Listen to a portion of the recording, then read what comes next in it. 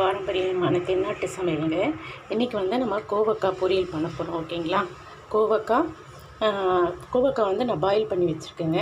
அடுத்தது 2 வெங்காயம், 2 தக்காளி, மிளகாத்தூள், உப்பு, இஞ்சி பூண்டு, ஓகேங்களா, கருவேப்பிலை, கடுகுலேருந்து எண்ணெய்.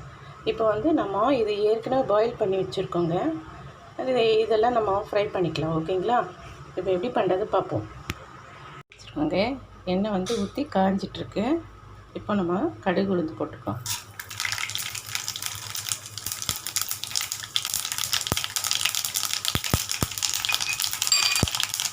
பொரியிட்டு இஞ்சி பூண்டு வச்சுருக்கேங்க. கையில் தட்டி வச்சுக்கோங்க.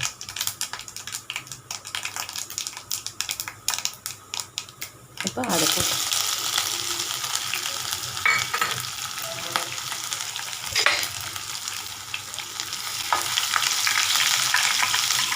அடுத்தது கருவேப்பிலை போட போகிறேங்க.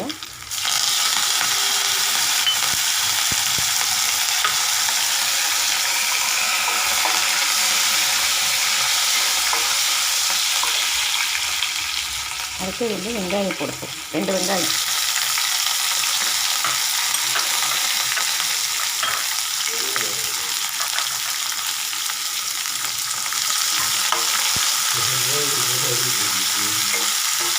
நல்லா வதங்கணும்.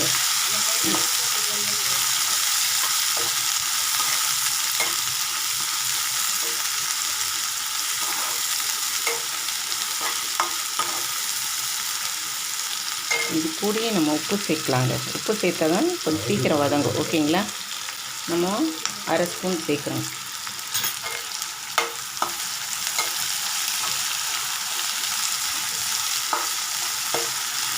நல்லா வதங்கிட்டோம். நல்லா வதங்கிட்டு இருக்குங்க. இந்த ஸ்டேஜில் வரும்போது பாருங்கள், இப்படி கொஞ்சம் கலர் மாறி இருக்கணும். ஓகேங்களா? இப்போ தான் நம்ம தக்காளி போட்டுக்கலாம்.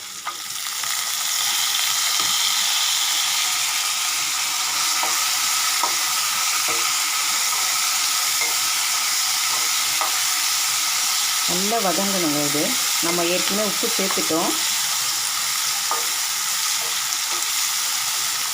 நல்லா வதங்கிட்டோம். வதங்கிச்சுங்க. இந்த பதத்தில் எடுத்துக்கணும். இப்போ நம்ம மிளகாத்தூள் போட போகிறோங்க.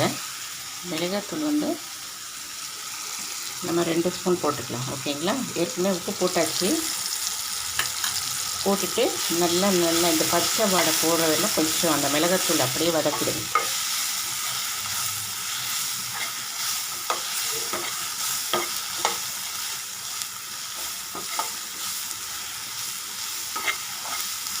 இப்போ நல்லா இது கொஞ்சம் வதக்கினோன்னே இப்போ நம்ம தண்ணி கொஞ்சம் சேர்க்க போகிறோங்க. தண்ணி நம்ம கால் கிளாஸ் போட்டுக்கலாம். ஏன்னா அது பச்சை வாடை, மிளகாத்தூள் பச்சை வாடை போகணும் இல்லைங்களா? அதனால் இந்த மாதிரி பண்ணி பாருங்கள். கோவக்காய் சுகர் பேஷண்ட்டுக்கு இந்த மாதிரி பண்ணி கொடுங்க. ரொம்ப நல்லது. எல்லாருமே சாப்பிடலாம்.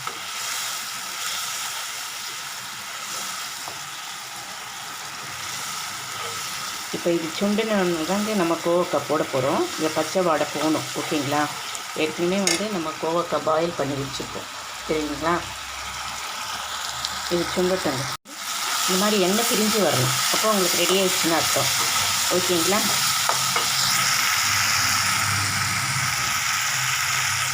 இப்போது நம்ம கோவக்காய் பாயில் பண்ணி வச்சுருக்கோம் இல்லைங்களா? அது நம்ம போட்டுக்கலாம். இதை போட்டுட்டு நம்ம சிம்மில் வச்சுக்கணுங்க. ஒரு 5 மினிட்ஸ் ஃபாஸ்ட்டு வச்சுட்டு அடுத்து நம்ம சிம்மில் வச்சுட்டோம்னா நல்லா இந்த என்ன சொல்கிறது, ஃப்ரையிங் நல்லா அந்த ஏரா தொக்கு மாதிரியே வருங்க. அது அப்படியே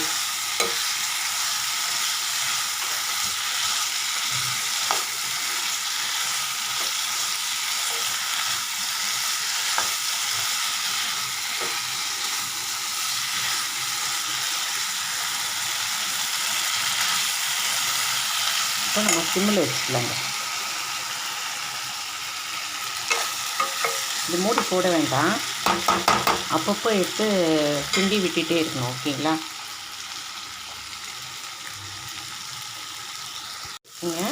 பாருங்கள், இந்த பதத்துக்கு எடுத்துக்கலாம். ரெடி ஆகிடுச்சு பாருங்கள்.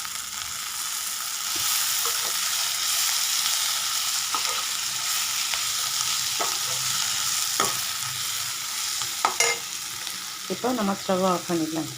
ரெடி ஆகிடுச்சு. இப்போ எப்படி இருக்குன்னு பார்ப்போம். ஓகேங்களா?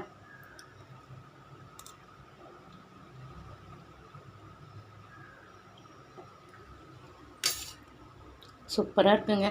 நீங்களே ட்ரை பண்ணி பாருங்கள்.